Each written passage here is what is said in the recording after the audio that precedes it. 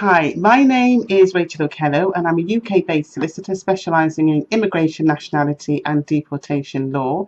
And this is our 10-day challenge of spouse visa applications, and every day for it's day 4 now, so for the next 2 weeks, every working day, I will be coming to you daily with a video based on each area of an application visa for spouses and partners, whether you're inside the UK or whether you're outside the UK.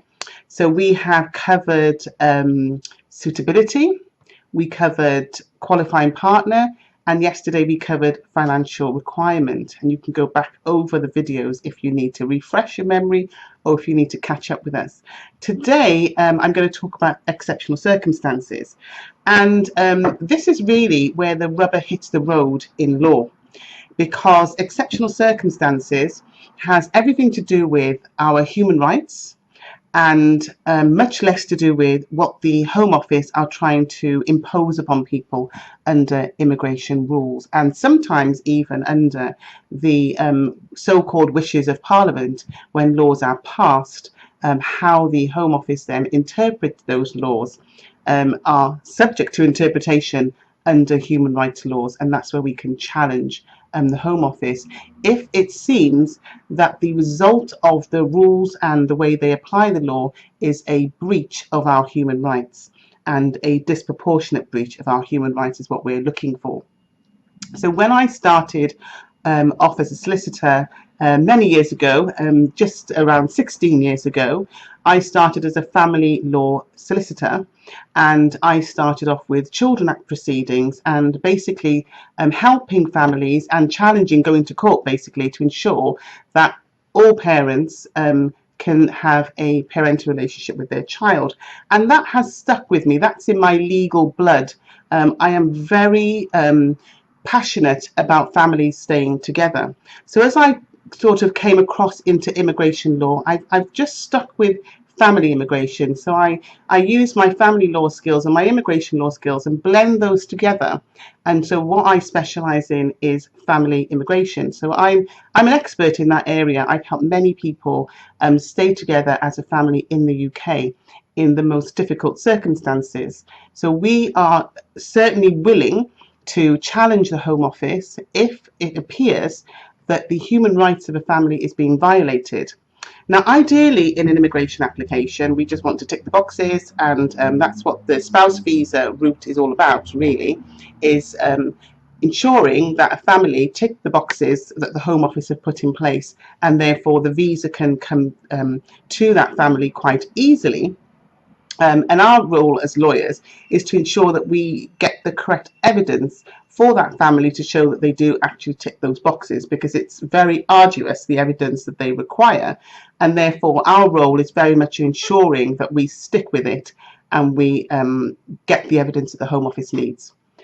But every now and then that's not going to be possible. Families are just not going to fit into the Home Office boxes, and that's where we look to see, aha, is there a breach of this family's human rights? Are the Home Office disproportionately denying this family the right to be together in the United Kingdom? And that's where exceptional circumstances come into place.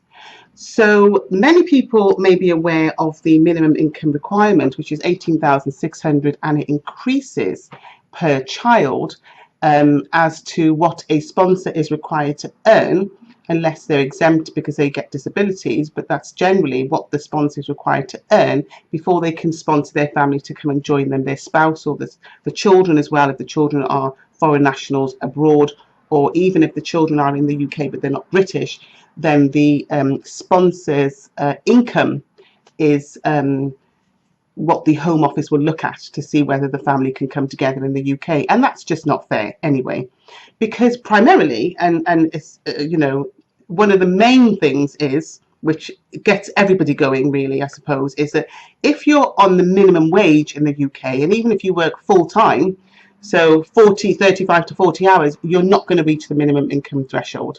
And therefore, it's obviously inherently unfair to put that threshold in place. So this went to court all the way up to the Supreme Court, and it was decided last year, which is 2017, that in principle there can be a minimum income threshold of 18,600, but the Home Office should ensure that they do not cause people's human rights to be breached by not considering other factors.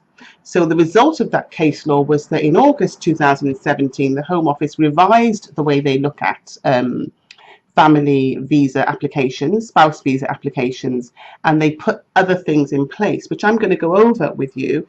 But I will also say that they're not there yet.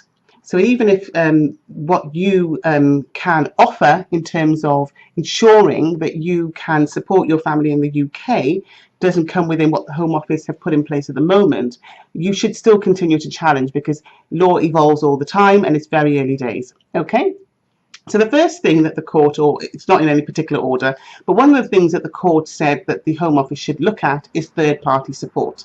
So, for example, if you have genuine offers from family members of accommodation or of finance, that you should be able to rely on that to strengthen an application to bring your partner to live with you in the UK. The other thing is that if your partner, who's the foreign national, it can be, actually, they can be more qualified than you, who's the sponsor, and they may have more opportunity than you to earn a higher income.